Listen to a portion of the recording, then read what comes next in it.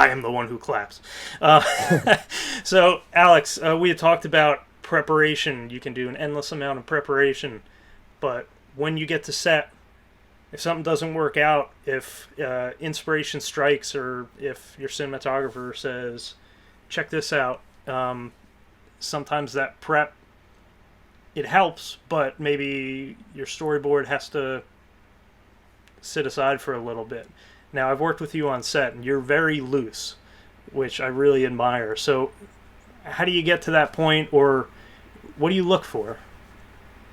It's called acting, my friend. I'm not really loose. I'm very, very tight.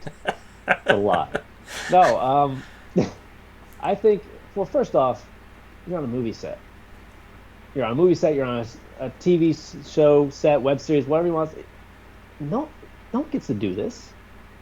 And even in our small community of like indie filmmakers, where most of the time we're not getting paid, we're not gonna get more than 100 views maybe on something. You're still doing something that so many people only think about and don't even try to do. So don't be like tense about it. You have to enjoy what you're doing. You have to be able to adjust and just, it's fun. Collaboration is fun.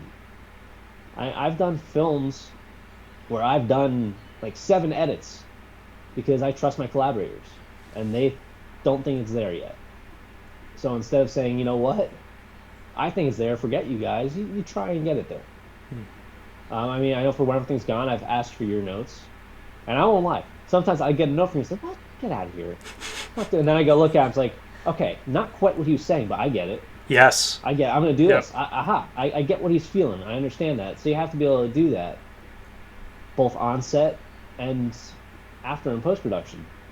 I think a great example of taking that preparation, and this is an extreme as an actor, director, everything, taking that preparation and saying, well, we're just going to have to toss it out the window really quick. So for When Everything's Gone, because it spans like 2 or 3 years in time, and it's about someone who's been stranded on their own for at least a year. I think it's 2 years in the film, so you're surviving. So I made sure I had a good amount of chub back when I started. I was a little chubby. And the goal was to take a year and lose weight. And also grow a sweet beard. Way Nice. sweeter than this beard. So I'm letting my hair grow out. My beard is really like, it's here. It's nice. And it's December. And we weren't even planning on filming again at least till February. We didn't film again until February. We were trying to raise money. But I was also waiting tables to make money at the time. And I kept it nice. It was bushy. But the restaurant I worked for was, for some reason, behind my back, had a call. And it's like, yeah, we're talking about all employees with beards. It's like, here you are. Ooh, you mean me? And, yeah. And like, and we're saying, you know, if it's not a certain length, we might have to have you wear a beard at a table. Which And is I don't just know about weird, you. because then everybody else is thinking about, oh, Yeah. Well, it's like It's like gonna right fall on now. my You soup. go out and it's very necessary right now. You see someone wearing a mask, and you're like, "Hey!" Same thing. You see someone come up and give you mozzarella sticks wearing a beard, now you're like, "You got beard lace? you start wrong with thinking you, the man? worst. Yeah. That's disgusting." There's definitely gonna be a hair in my food, and I know that. So, on the spot that day, because I'm like, they're gonna make me do this the next time I work. I called up Will, my cinematographer, said, "Hey, you free tomorrow? We need to shoot some scenes because my beard might go and be a little bit shorter, and I don't want to have wasted this beard. We need to use this thing because I just spent the past 6 months growing this." Beard is a terrible thing to waste.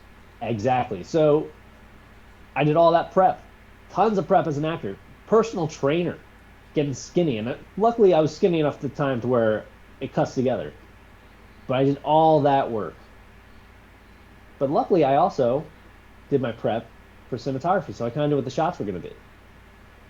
So we went impromptu shoot day, just me and him and a camera, and went and shot all the stuff with beard, and stuff ended up on the cutting room floor, like me taking scissors to my beard to try and explain it.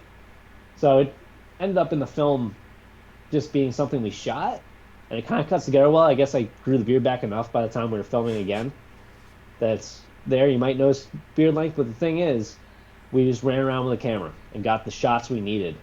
And we said, oh, let's go to this hill. And the very beginning of the film is me like trying to get up this hill, just struggling. And guess what? It's real. I was really falling down a hill. It was written in the script to be struggling, but I was scared. I was going to tumble down to the tracks below because, all right, let's just shoot this handheld. Let's go. There's no safety. There's nothing. There's no mats. We're not going to worry about angles. We're just going to shoot this. We're going to run around and get the shots, and then we'll cut it together.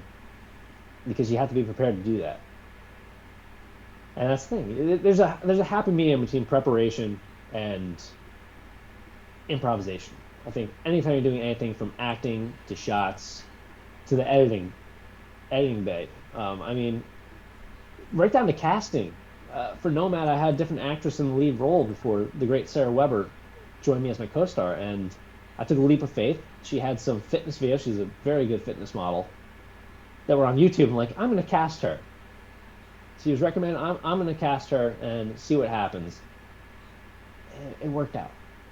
It worked out great, but because it was so late, like that we brought her in, it was literally like, come film a thing. We're going to do this. For one thing, the first thing she did, the script's sitting on the floor out of frame in case she had to check it. Fine. But there's other scenes where it's like, well, we had to shoot a long take. This is in the script as a long take, and I don't want to change it. We don't have time to change it. It's a 2-shot. And what happened was the performance may not have worked on my end, on her end, for part of the scene, but other moments did. So you impromptu in the editing bay, when you realize it's not working, you say, what can I do? And I'm a big fan of I like Christopher Nolan movies. I really enjoy the way he'll use flash cuts and cross-cutting. And I've used that in my movies. It's one of those things. You have to see your inspirations on scene. I know it's like Tarantino, they like say, is like he loves to steal. Mm-hmm. And some people say he remixes, and maybe it's a little more obvious, but I think all filmmakers, your influences are there, no matter what you do. So one thing I take from him is the idea of the cross-cut. And I said, how about what's being said in this conversation? I take shots we either used or didn't use, and we show them.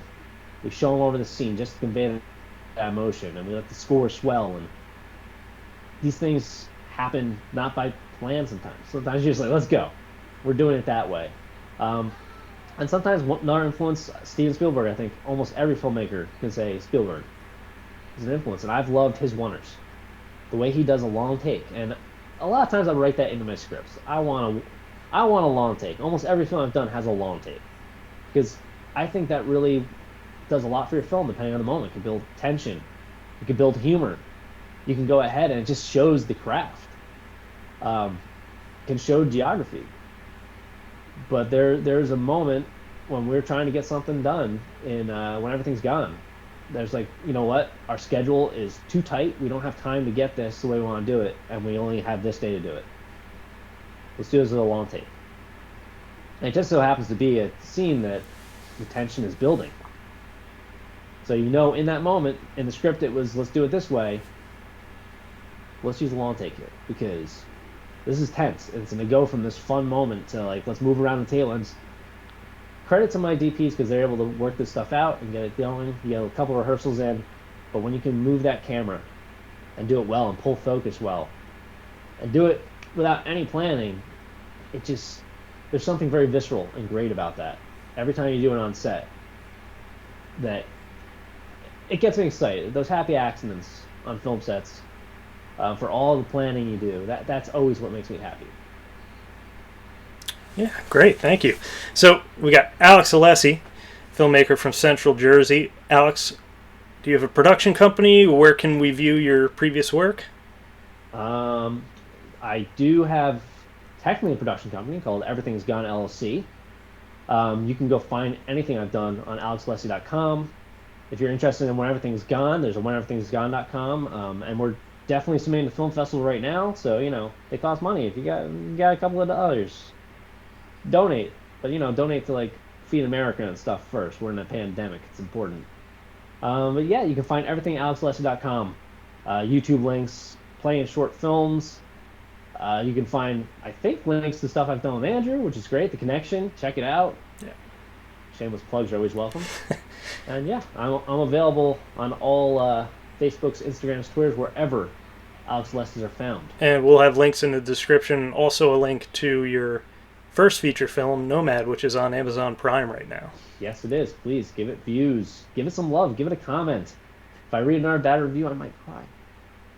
Most are good, though, so check it out. Thanks again, Alex. Please like and subscribe. It's somewhere around here. Thanks a lot. I mean, take care. Get it on the screen. It's gonna be right here. It's on the screen. Thanks for going indie depth.